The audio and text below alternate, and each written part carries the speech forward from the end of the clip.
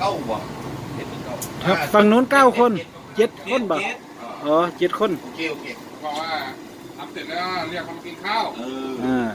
สุดท้าว อันนี้ก็พ่อครัวครับพ่อครัวมาจากเซกาได้เนี่ยไอ้หนุ่มเซกาบึงกันว่าอยู่ อย่าเบ้าเเลี้ยงกันให้กินแล้ว อันนี้ผ่าขาวห่อ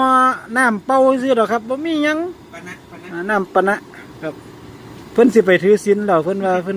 กลับเบิดแท็กนี่เพิ่นก็สิไปบวชว่าซั่นเพราะว่าเพิ่นโสดมาหลายปีแล้วเบื่อทางโลกคักว่าซั่นว่าเบื่อคักแล้วว่าซั่นว่าอันนี้ เมื่อคักเลย